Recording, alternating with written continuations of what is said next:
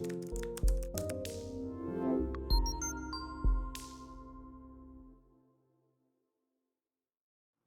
everyone, welcome to our World Options e-commerce channel. My name is Noor and this is Ali, the General Manager of World Options Greater Hume. Why don't we start with a little bit of an introduction, Ali, and the purpose of the channel. Yeah, hi Noor, thanks for the introduction. So one of the things that we wanted to do at World Options is start our own video podcast. I think what we wanted to achieve, or what we want to achieve out of this, is to give people or give e-commerce and retail businesses a channel to come to get information on how to grow their business through basically, expert advice and people that we invite onto the channel. But especially from a shipping point of view, giving e-commerce and online stores and retail stores the, if you like, shipping hacks. Yeah. Because at World Options we're all transport people, and what we want to achieve is to give the ins and outs and all that customers don't know about shipping, and understanding the best ways of shipping and how to ship, who to ship with, the best modes, and that deep detail when it comes to getting the best outcome and knowing how to ship in order to grow your online presence. Thanks for that. Why don't you just give us a little bit of the company and culture overview, just as an introduction as well? Sure. So World Options was born in the UK in 2003. It was born out of a couple of gentlemen with deep knowledge of the transport industry, and they saw a lack of digital innovation and services or choices for customers. A lot of customers, and still is the case, where a lot of businesses out there are stuck with one carrier, and obviously there's advantages and disadvantages to that. Disadvantages are much larger with limitations that comes with just using one carrier, obviously. But what they wanted to do was essentially create a multi-carrier platform with all different carriers for international and domestic services that customers could benefit from. So they went ahead and built that in the UK, and that ended up to be quite successful, and the business grew over the years, and it expanded into the US, Europe, Singapore, and finally to Australia. So the business has been operating in Australia for 5 years now, and has been rapidly growing. So the business has come a long way since the inception and built in 2003. So basically now it's not just express services on a platform. It does much more than that. It integrates into all the major shopping carts. It integrates into APIs. It provides a full end-to-end supply chain solution. So what World Options offers is freight services, warehousing services, sea freight, container services, as well as express services. And it goes beyond that with the service offering as well, where it essentially becomes your your supply chain or your logistics department for you.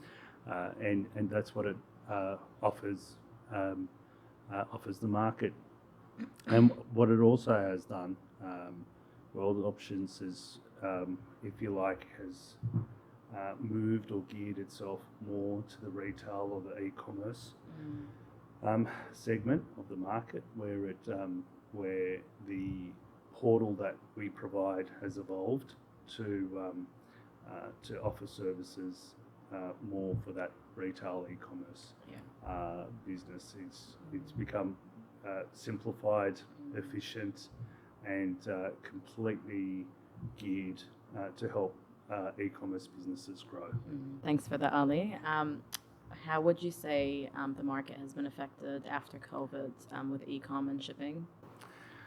I wrote an article on LinkedIn actually about 4 months ago. I've uploaded that on our website as well, just in relation to the changes that COVID has made an impact with e-com, right? Yeah. My background's been transport all the way through since '97, and I've worked for all the major brands that most people will be familiar with. And the last company that I worked at was Australia Post before joining World Options, and obviously Australia Post has a stranglehold on especially the e-commerce market. Yeah. So they saw their numbers just skyrocket Through the roof. Yeah. To give you an idea, the figures that they had last year was the retail foot traffic growth was 9%. Wow. But the online e-commerce growth was 24.9%. Wow. So you can imagine Yeah. what actually came out of COVID was that we couldn't go anywhere. Yeah. And the government was giving us money. Which is great, right? Shopping online. So, yes, exactly. So what happened was people that were online shoppers shopped more. People that were sporadic shoppers started to become regular shoppers. And people that had never shopped before shopped for the first time. So basically everyone's shopping more and more. But what happened was they found out how easy it was to do. So what did that do for transport companies that e-commerce businesses aren't aware of? What it did was it suddenly brought an influx of volume, right?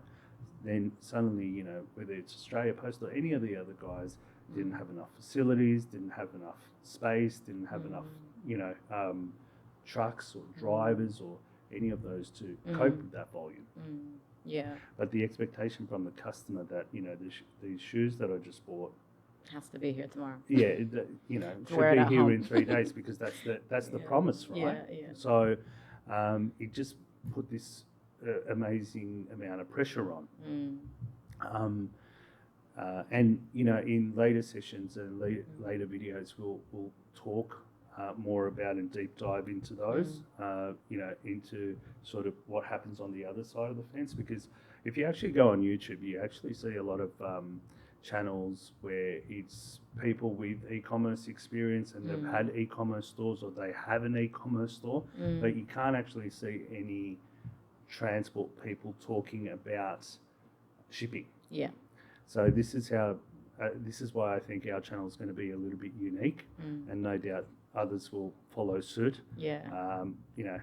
Once they see this happening. But what we want to do is give our e-commerce customers and clients, hacks around shipping, and we want to show them the other side of the fence of what's going on, what the expectation is from transport companies, what are the challenges, and how e-commerce businesses can benefit out of it, and how they should prepare themselves for it, and how to benefit from it.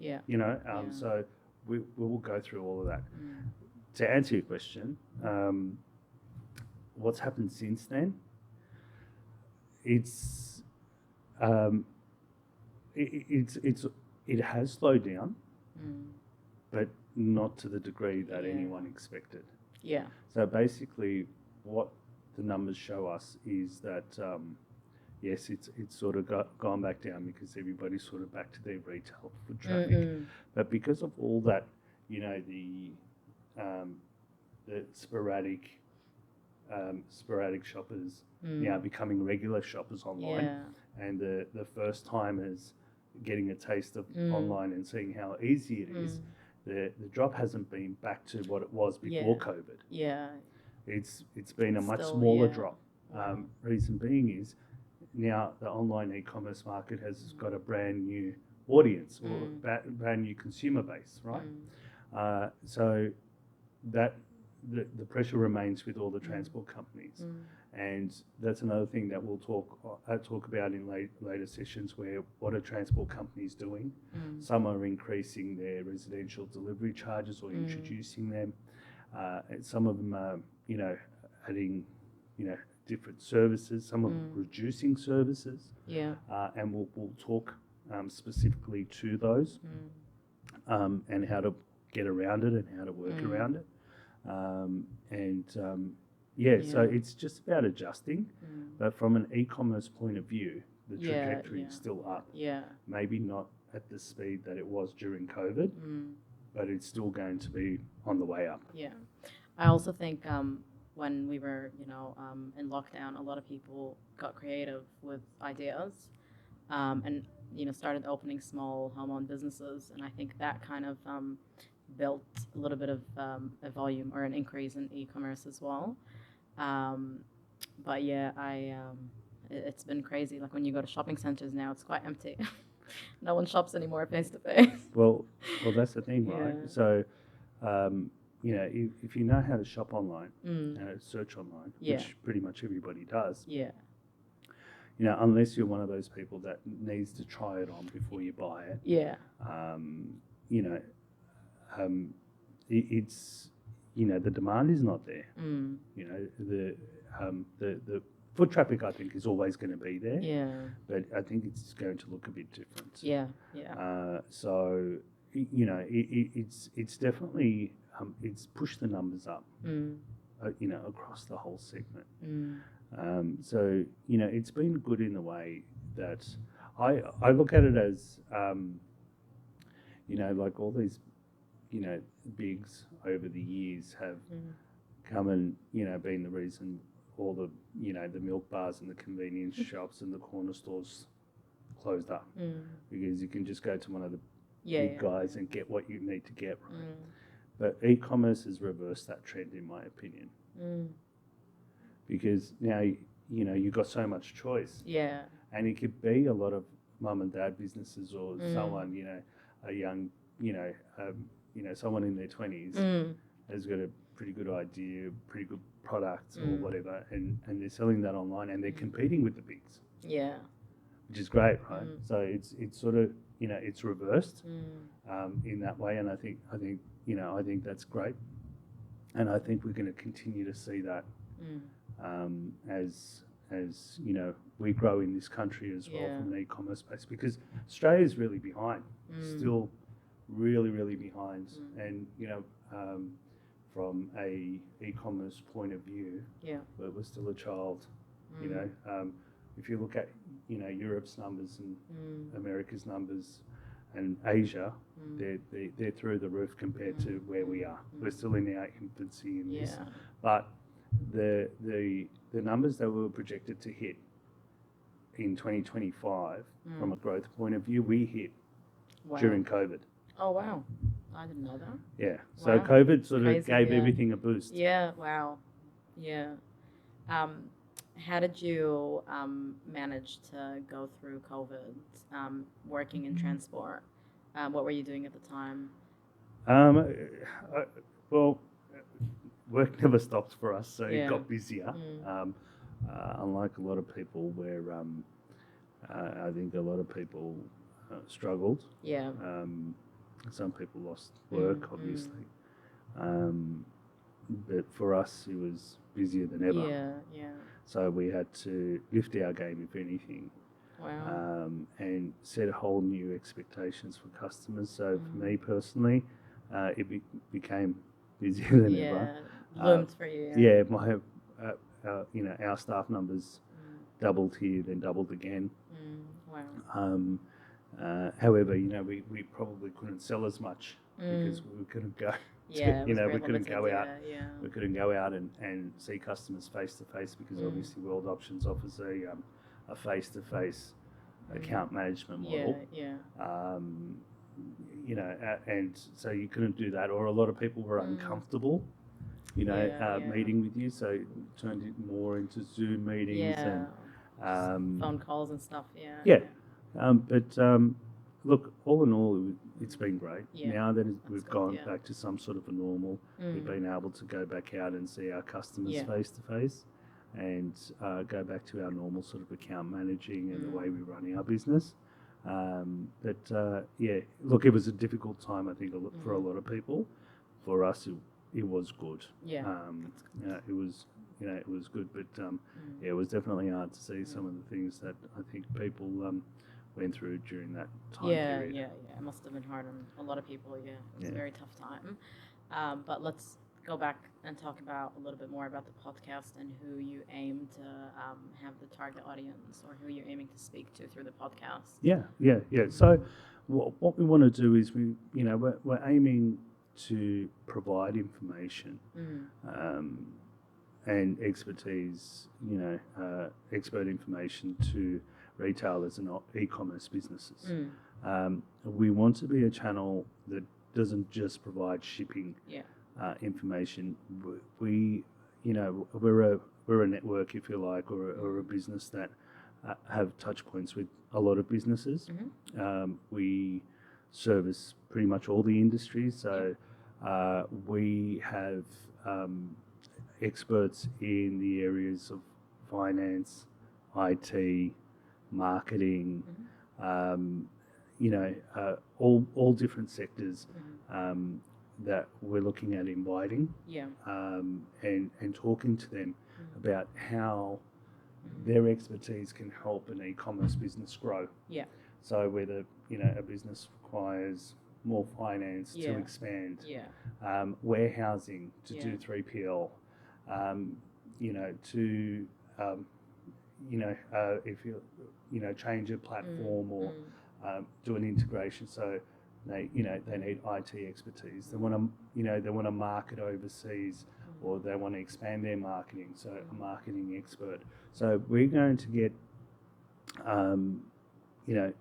all these different experts that work with e-commerce businesses and retailers today to come in and give that expertise and talk about how they've helped businesses go from small to medium to large. And I think that's going to be where the real value is for anyone that's subscribed or watching our channel. That's what we want to deliver from a value point of view. Beautiful. Is there any maybe a limit on a spend for a customer, or do you kind of aim for any size business? You could be someone that's looking at setting one up. You haven't done one shipment yet, or you don't even know what you want to sell yet. Yeah, you don't even have your product. Right. So this will be the channel for you. Where you can find out all there is to know, because the thing is, there's just so many moving parts to any business, let alone an e-commerce business, right? That you need to be prepared for, and you need to set up. So you really want that expert advice and hear how what the experts recommend you do, and how you go about doing it. So that's where I think so if you're looking at starting your business, great, this is the channel for you. If you've started and you're a small business and you want to sort of start looking at those steps where how to improve your business, great, this is a channel for you. If you're looking at becoming a medium-sized business and expanding, great. If you want to go from medium to large, or you're looking at, my business is doing really, really well. I want to now have a decentralized model where I want to keep some product on the other side of Australia. I want to have a product in different states. How do I do that? This is the channel for you. Or, as we were talking to a client a couple of weeks ago, where they get their stuff manufactured in China and they want to start selling to US and UK without even bringing the product here. Well, this is the channel for you, because that's what we do today. We do everything from express shipments, satchels, parcels, pallets, sea freight, air freight, global, local. We do the lot. So we will be going through those and deep diving, and we'll be answering any questions that Yeah, of course. you know, land on our page as well, and obviously we'll have our contact details for any customers that have queries or questions about how we can do things. Thanks, Ali, for that. That was very informative. I'm looking forward to filming episodes and talking about other topics with other people as well. But thank you everyone for watching our first episode. If you would like to watch more episodes, please subscribe to our YouTube channel and jump onto our website, worldoptionsgh.com.au, to keep up with our latest updates as well.